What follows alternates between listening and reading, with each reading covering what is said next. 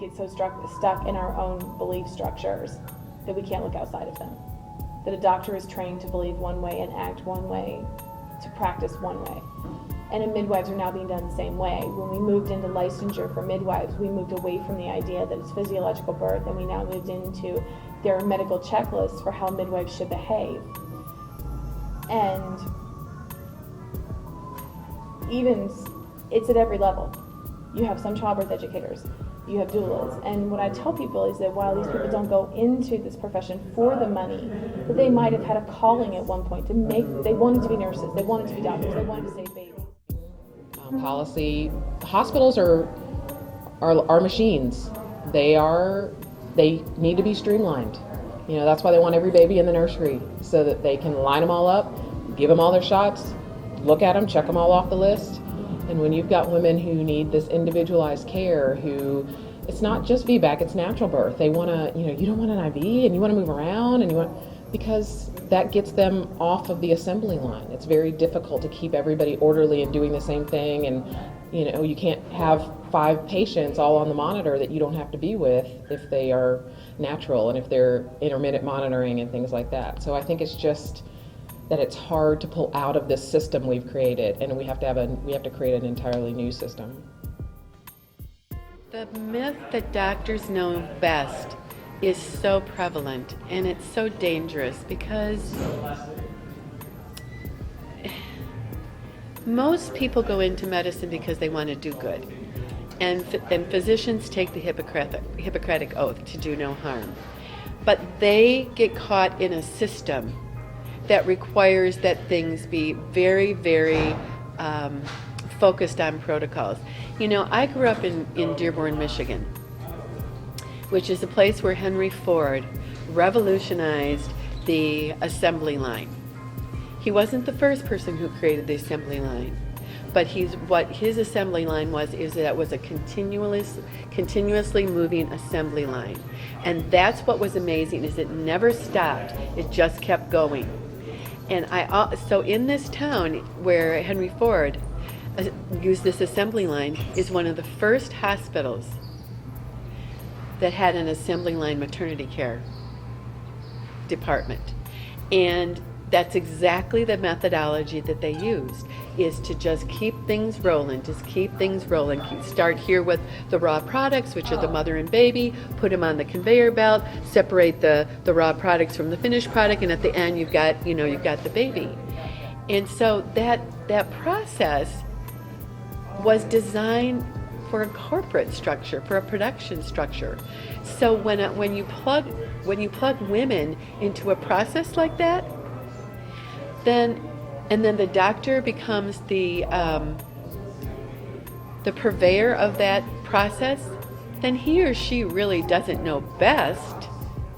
What he or she is doing is conforming to a system, and he or she is not the bad person.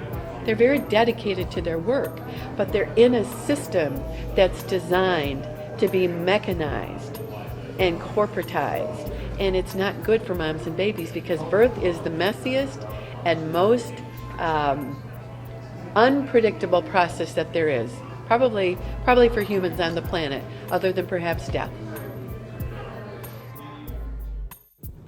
Do they know that their ancestors gave birth at home with no problems? Because there's a real incorrect belief that a lot of women died at home, and yet statistically that doesn't bear out. When I did the research, just the Canadian statistics, it blew me away. When women started giving birth in the hospital, the mortality rate went up, it didn't go down. Why didn't they stop right then and say, well, whatever we're doing here, we're doing it wrong, let's stop doing this? But they didn't, because of money and power, and easier for the doctors, of course, to have the people come to you. And again, he's in his institution, he's in his domain, he's in control. And the woman just became a passive observer to her own birth. The art of birthing is lost.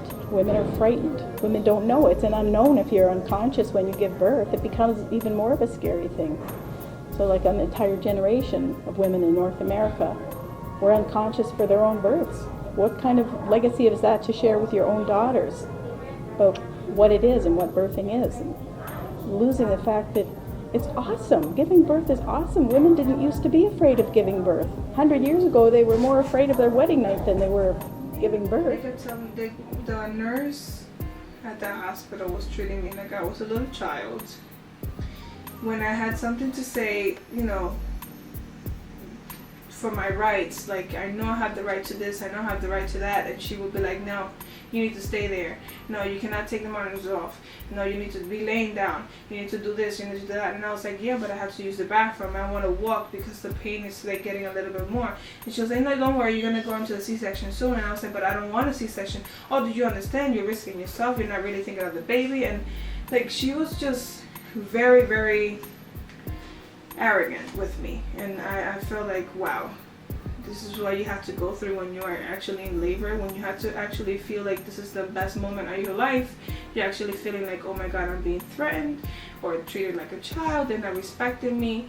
And, you know, that's one of the reasons why I feel like home births are way better than hospital.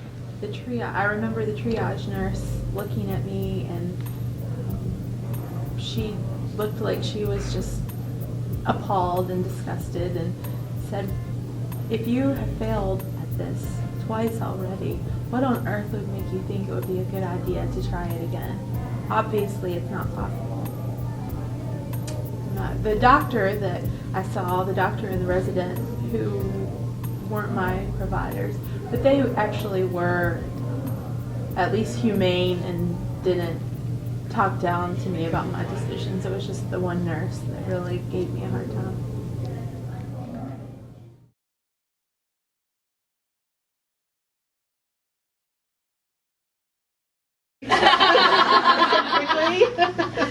We love our uteri. We love our uteri. Deep down in our hearts. Deep down in our hearts. Deep down in our hearts. Deep down in our hearts. I say deep, deep. I say down, down. I say deep down in our hearts. I say deep, deep. I say down, down. I say deep down in our hearts. I think we should do our listers.